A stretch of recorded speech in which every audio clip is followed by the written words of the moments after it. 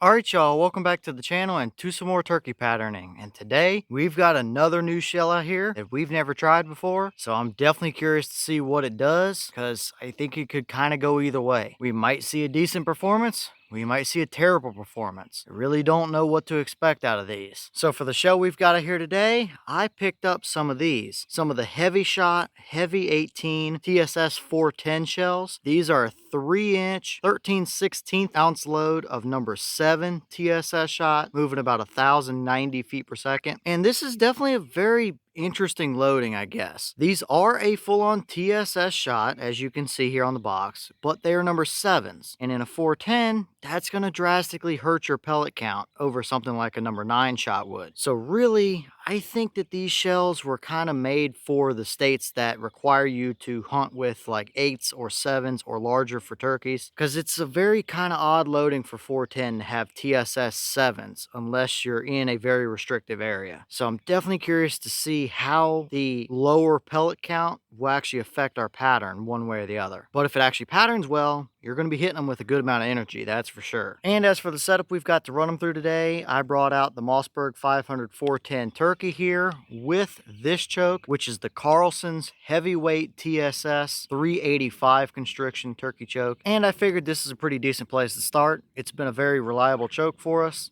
And 385 is pretty much right in the middle when it comes to 410 and constriction. Very common across the board. So I figured this is a decent starting point. And we can kind of move from here based on what we see as for results. But as for the test today, everything is going to be the same as usual. I have the turkey target set up at 40 yards. I also have the chronograph, so we'll be able to see our velocity and how close it is to that box claim. So let's get you guys a view of the target. We'll take the shot, look at the chrono, and then go check out our results. I really don't know what to expect coming into these shells. They were $45 a box or something like that, so they better perform, being like $9 a shell. But I don't know. It could go either way, I guess, on this one. We're just going to have to see how that number 7 shot with a lower pellet count actually does with our pattern here, I guess. So let's head over here and take this shot and see what kind of results we can actually get.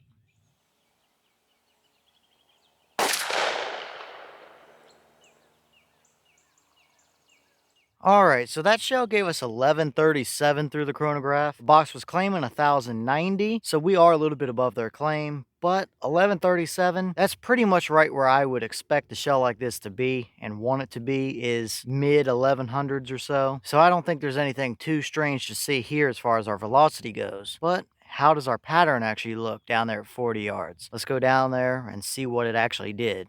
Alright, now we're down here at our 40-yard target, and this is what we got. And I gotta say, it's rather strange looking. Now, we do, before anything else, have a dead turkey here. I mean, there are 3 or 4 through the brain there, and a number 7 TSS pellet is not going to be a good day for a turkey. That's for sure. So, we do have a dead turkey, technically. Now, as you can see, what little bit of pattern we do have is noticeably high. And I was aiming wattles pretty much right dead center of that central circle on that turkey paper down there. And that shotgun rarely, if ever, has patterned high for me. So that was definitely pretty surprising because these are not any kind of really weird super high velocity shell or anything like that. So they didn't hit anywhere even close to where I was aiming at. And as for the pattern we do see, I mean, this little area we have here isn't terrible necessarily. If it was centered up, it would look a lot better. Now, it's not perfectly uniform or even either. There are plenty of voids in there, but this is a number 7 pellet in a 410 shell. We just don't have the pellet count. And on top of that, as you can clearly see, even right around our core, we have these strings around both sides here, which is definitely not what I like to see. But on top of that, I mean, we have multiple flyers, and they're not just kind of borderline flyers either. I mean, there's one all the way over on the left. There's a couple way down there at the very bottom of the paper. A couple more over there and off to the right. I mean, they're way off from the rest of the pattern there. So that is definitely a little bit strange to see. And as for this pattern as a whole, I definitely wouldn't call it impressive. It's not what I'm looking for in a 410 pattern, but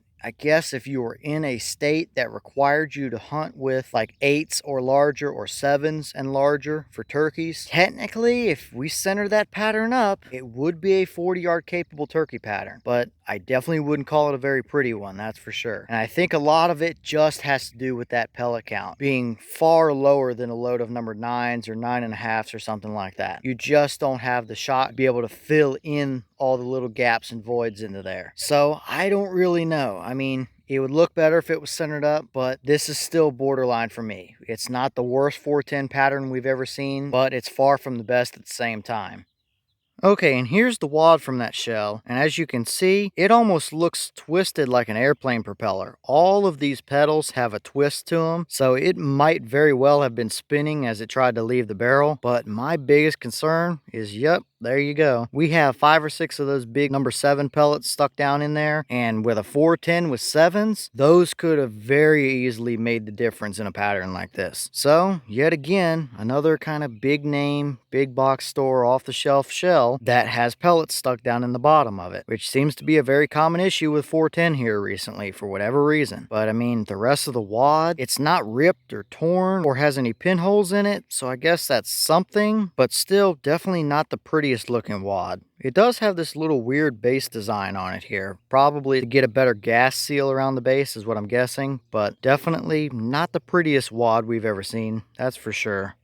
Alright y'all, well, what did you think about that performance there? It's definitely not the prettiest looking 410 pattern we've ever seen, that's for sure. But at the end of the day, it's not the worst either. We definitely have a very noticeably lower pellet count in that because it is a number 7 shot, which does not help our pattern out any, especially in a 410. But if that was centered up a little bit better, it would absolutely be a capable enough 40-yard 410 turkey pattern. I really don't like those flyers, and I don't like those pellets being stuck down in that wad, especially when you're already at a detriment with your pellet count. But is it a good enough 40-yard turkey pattern? Sure. Is it impressive while doing it? Not so far, I wouldn't say. So I don't know. What do you think about it? Is that about what you expected to see, or were you a little bit surprised? If you've tested any of these Hevi-18 410 shells, especially the number 7 shot size, what has been your results with them? And if you're in one of those states that requires a number 8 or a number 7 shot or larger, would you actually hunt with that kind of a pattern? Let me know all that down below. But either way, guess it's kind of mixed results. It's good enough technically. It's definitely not pretty at the same time, but it would still take you the turkey. But with that being said, I've got plenty more testing to film out here today, so I'm going to get back to it. As always, we have the channel Instagram as well as the mailbox where you can send stuff if you'd like. All that information will be in the description if you're interested, but I'm going to get back to it, so I'll see y'all in the next one.